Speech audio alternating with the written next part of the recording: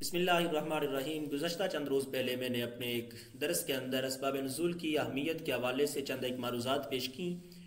جس پر ممکنہ اعتراض اٹھاتے ہوئے مجھے جہلم کے ایک مرزا صاحب کا کلپ سینڈ کیا گیا۔ اس کے اندر موصوف نے نہ صرف اسباب نزول کی اہمیت کا مطلقاً انکار کیا، بلکہ اسباب نزول کی اہمیت کا قول کرنے والے علماء کو اہل بدعت بھی کہا۔ بنیادی طور پر میں یہ بات بالکل بھی مناسب نہیں سمجھتا کہ وہ آدمی جس کی دنیا چار دیواری تک، ایک کیمرے، دو کتابوں اور دو آدمیوں تک محدود ہے، اس کو کوئی میرے جیسا طالب علم بھی جواب دے۔ لیکن چونکہ اس ویڈیو کلپ کے ذریعے احباب کے ذہنوں کے اندر تشکیک پیدا کی گئی اور کہا گیا کہ یہ اسباب نزول جو ہم ذکر کرتے ہیں تو اس کا مقصد قرآن کے معنی اور مفاہیم اور مطالب کو بدلنا ہوتا ہے۔ سب سے پہلے بنیادی طور پر مرزا صاحب نے بالکل غلط بیانی اس کے اندر کی ہے۔ انہوں نے کہا کہ قرآن مجید کا سبب نزول اس لیے بیان کیا جاتا تاکہ اس کے مفہوم کو بدلا جائے، حالانکہ جس نے بھی قرآن مجید کے اسباب نزول، آیات بینات کے اسباب نزول کے حوالے سے کچھ لکھا ہے تو وہ فقط اس لیے لکھا کہ قرآن مجید کے معنی کے اندر جو خفا اس حیثیت سے کہ اہل عصر کی اور زمانے والوں کی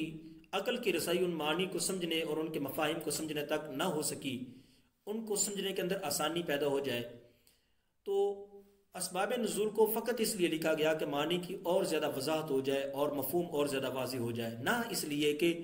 ان کے مفہوم کو بدل کر بالکل متضاد جو مفہوم ہے وہ پیش کیا جائے۔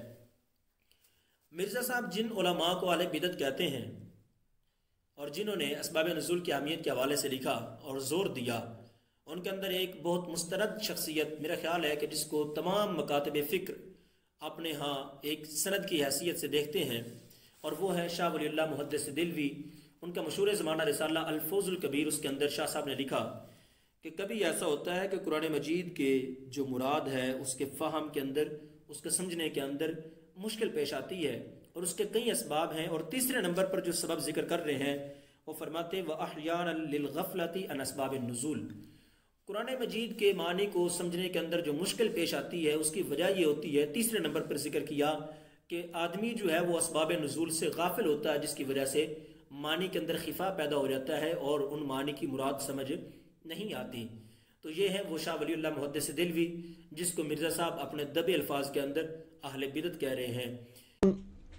اہل بدعت جو ہے نا، ان کی طرف سے بڑے دھوکے دیے جاتے ہیں۔ وہ کہتے ہیں جی قرآن پاک کی آیات کا شان نزول بھی دیکھنا بڑا ضروری ہے۔ وہ یہ سمجھ رہے ہوتے ہیں کہ شان نزول سے شاید رزلٹ کوئی اور نکل آئے گا۔ اور مرزا صاحب نے اس کے اندر یہ بھی فرمایا کہ جب ہم پڑھتے ایاک نعبد و ایاک نستعین، اے اللہ ہم تیری ہی عبادت کرتے ہیں، تجھ سے ہی مدد مانگتے ہیں، تو پھر ہمیں یا علی، یا رسول اللہ، یا غوث اعظم پکارنا یہ ہمارے لیے جائز نہیں ہے۔ اور قائلین کی ایک دلیل، جو یا رسول اللہ کے قائل ہیں، جو یا علی مدد کو جائز سمجھتے ہیں، جو یا رسول اللہ یا غوث اعظم مدد اس کو جائز سمجھتے ہیں، ان کی جو دلیل تھی وہ قرآن مجید کی آیات بینات وَلَوْ أَنَّهُمْ إِذ ظَّلَمُوا أَنفُسَهُمْ جَاءُوكَ فَاسْتَغْفَرُوا اللَّهَ وَاسْتَغْفَرَ لَهُمُ الرَّسُولُ۔ اس کے اوپر بحث کرتے ہوئے مرزا صاحب نے کہا کہ ہمیں دیکھنا ہوگا یہ ویلڈ کب تک ہے، یعنی قابل عمل کب تک ہے۔ یہ بات ہو رہی ہے اور یہ بات کب تک کے لیے ویلڈ ہے؟ یہ بات ہو رہی ہے اور یہ بات کب تک کے لیے ویلڈ ہے؟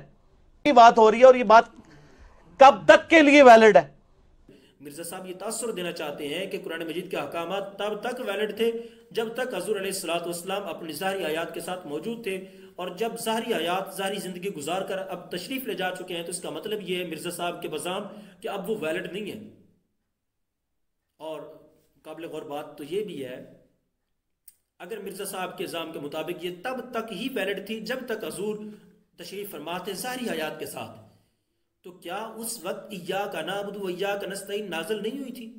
کیا صحابہ کرام اپنی ہر نماز کے اندر ایاک نعبد و ایاک نستعین نہیں پڑھتے تھے؟ پھر رب ذوالجلال نے ان کو کیوں یہ ترغیب دی کہ اے ایمان والو جب اپنی جانوں پر ظلم کر بیٹھتے ہو تو محبوب کی بارگاہ میں حاضر ہو جاؤ؟ وہ ایاک نعبد و ایاک نستعین کو میرا خیال ہے کہ جتنا وہ پڑھتے تھے، جتنے وہ توحید پرست اور موحد تھے، اتنے تو کوئی بھی نہیں ہو سکتا۔ صحابہ کرام علیہم الرضوان جتنی پکی ان کی توحید تھی، جتنا پختہ ان کا عقیدہ تھا توحید کے حوالے سے، آج کے کسی مولوی کا کیسے ہو سکتا ہے؟ تو وہ ایاک نعبد و ایاک نستعین پڑھنے کے باوجود اللہ نے ان کو تعلیم دی ہے کہ ظلم کر بیٹھو تو محبوب کی بارگاہ میں آ جاؤ۔ سوال یہ ہے کہ جب وہ ایاک نعبد و ایاک نستعین پڑھیں اور اس کے بعد ظلم کرنے کے بعد ان کو ترغیب یہ ہے، تعلیم یہ ہے کہ محبوب کی بارگاہ میں آنا ہے، ان کی توحید کے اندر کوئی ڈسٹربنس پیدا نہیں ہوتی۔ آج کا امتی اگر وہ ایاک نعبد و ایاک نستعین پڑھنے کے بعد حضور علیہ السلام کی ذات کو بطور وسیلہ اللہ کی بارگاہ میں پیش کرتا ہے، یا رسول اللہ یا علی مدد کیا رہتا ہے، تو اس کی توحید کے اندر کیسے کوئی ڈسٹربنس پیدا ہو سکتی ہے؟ مرزا صاحب اس کے اندر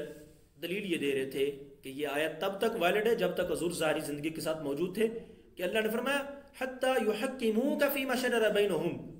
تو حضور علیہ السلام فزیکلی طور پہ آج ہمارے درمیان فیصلہ نہیں کرتے ہیں، تو اس کا مطلب یہ ہے کہ ویلڈی تب تک تھی جب تک فزیکلی طور پہ حضور علیہ السلام ظاہری طور پہ ہمارے درمیان فیصلہ کر رہے تھے۔ قرآن مجید قرآن رشید کے اندر اللہ فرماتا ہے وَمَا آتَاكُمُ الرَّسُولُ فَخُذُوهُ وَمَا نَهَاكُمْ عَنْهُ فَانْتَهُوا، جو رسول تمہیں دیں وہ لے لو، جس سے تمہیں منع کرے اس سے باز آ جاؤ۔ تو سوال یہ ہے کہ کیا حضور علیہ السلام آج کے دور کے اندر فزیکلی طور پہ ہمیں کوئی چیز دیتے ہیں؟ ظاہری طور پہ نمودار ہو کر حضور علیہ السلام ہمیں کسی چیز سے منع فرما رہے ہیں، تو اس کا مطلب کیا ہے کہ یہ تب تک ہی حکم ویلڈ ہے جب تک حضور علیہ السلام ظاہری حیات کے ساتھ موجود تھے۔ حالانکہ اس کا مطلب یہ ہے کہ 1500 سال حضور علیہ السلام نے جو فیصلہ کر دیا گویا کہ وہ آفاقی فیصلہ اور قیامت تک کے لیے نافذ ہے۔ حضور نے ہمیں جس چیز کا حکم دیا وہ ہم نے کرنا ہے، جس چیز سے منع کیا وہ ہم نے اس سے باز آنا ہے۔ تو بالکل حتی یحکموک فیما شجر بینہم کا مطلب یہ ہے کہ نبی رحمت صلی اللہ علیہ وسلم کی جس چیز کے بارے میں ہمیں رہنمائی ملی ہے، یا آج ہم نے اپنے فیصلے کے اندر جس چیز کو اسوہ بنانا ہے، جس چیز کو نمونہ بنانا ہے، وہ حضور کی سیرت، حضور کے فرامین ہے۔ اس لیے کہ حضور کی سیرت، حضور کی شریعت اور حضور کے فرامین کے مطابق کیا وہ فیصلہ وہ ہمارا فیصلہ نہیں، وہ اللہ اور اس کے رسول کا فیصلہ ہے۔ تو مرزا صاحب بڑی دریدہ دہانی کے ساتھ یہ کہتے ہیں کہ ہمیں دھکیل دیا گیا حدیث کی طرف، مرزا صاحب کو دھکیل دیا گیا ہے، ہمیں رہنمائی ہوئی حدیث کی طرف۔ اس لیے ہم یہ سمجھتے ہیں کہ قرآن مجید قرآن رشید کے اجمال کو جس چیز نے تفصیلاً بیان کیا وہ مصطفیٰ کریم صلی اللہ علیہ وسلم کے مقدس فرامین ہیں، اور اس کے لیے سنت کی طرف دھکیل دیا گیا من یطع الرسول فقد اطاع اللہ، اور اس کے لیے سنت کی طرف دھکیل دیا گیا من یطع الرسول فقد اطاع اللہ۔ صاحب کی حماقت دیکھیں، لوگوں کے عقائد کی تصحیح کرنا چاہتے ہیں اور عقیدہ توحید ان کو دینا چاہتے ہیں، لیکن خود کتنے بڑا کفریہ کلمہ بول رہے ہیں۔ کہتے ہیں اے نبی مجھے تیرے رب ہونے کی قسم، ملاحظہ فرما لیں خود ہی۔ اس سے اگلی آیت بڑی سخت آئی اے نبی مجھے تیرے رب ہونے کی قسم۔ اس سے اگلی آیت بڑی سخت آئی اے نبی مجھے تیرے رب ہونے کی قسم۔ اس سے اگلی آیت بڑی سخت آئی اے نبی مجھے تیرے رب ہونے کی قسم۔